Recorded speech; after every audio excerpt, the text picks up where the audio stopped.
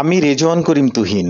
Welcome to my channel. সকলে এই স্বপ্ন নিয়েই বিয়ে করেন যে বিয়ের পর জীবনটা বদলে যাবে, সুখে শান্তিতে ভরে উঠবে জীবনটা। সঙ্গীর সাথে সুখী হতে সকলেই চান, কিন্তু হতে পারেন কজন? জীবনকে সুন্দর করে তুলতে আমরা কেউই চেষ্টার কোনো ত্রুটি করি না, কিন্তু সত্য এটাই যে আমাদের কিছু ভুলে শত চেষ্টার পর সুন্দর হয়ে ওঠে না দাম্পত্যের পবিত্র সম্পর্কটি।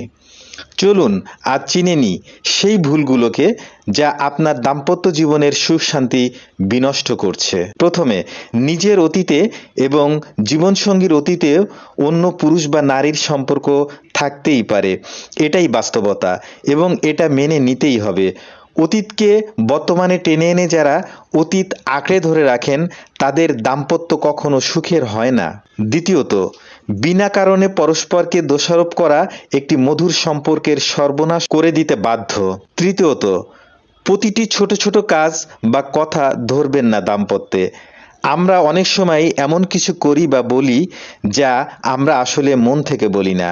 এমন কথাকে ধরে সম্পর্কে অশান্তি ডেকে আনবেন না। 4 নম্বরে, পরস্পরের পরিবারকে শ্রদ্ধা না করা, ভালোবাসা না দেখানো ইত্যাদি হয়ে দাঁড়ায় সম্পর্ক নষ্ট হবার একটি বড় কারণ। 5 নম্বরে, জীবনসঙ্গীকে কখনো অবিশ্বাস করবেন না। যদি তিনি যা বলবেন বা করবেন সেটার উপরে আস্থা রাখুন।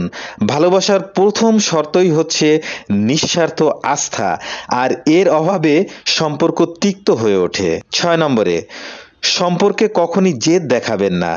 দাম্পত্য দুজনের সম্পর্ক, একজন যদি অতিরিক্ত জেদ দেখান তো সম্পর্ক নষ্ট হয়ে যেতে বাধ্য।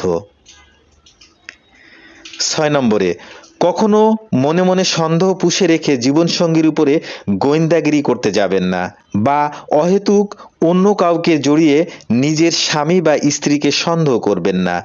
10 বার সন্দেহ করলে একবার কিন্তু সত্য হয়ে যেতেও পারে।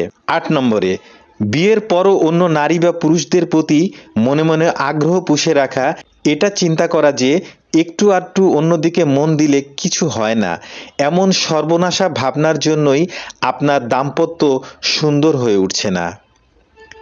9 নম্বর, কাজের চাপ জীবনে থাকবেই, কিন্তু জাগতিক সব কিছুর ঊর্ধ্বে হচ্ছে আপনার ভালোবাসা, আপনার পরিবার। জীবনসঙ্গীকে সময় না দেওয়া সম্পর্ক নষ্ট হওয়ার অন্যতম একটি বড় কারণ। সর্বশেষ, ঝগড়াঝাটি মারামারি যাই হোক না কেন, এইসব কথা কখনো বাইরের মানুষকে বলতে যাবেন না। ঝগড়া করে সঙ্গীর কাছ হতে দূরে সরে যাবেন না, এতে কেবল দূরত্ব বাড়তেই থাকবে।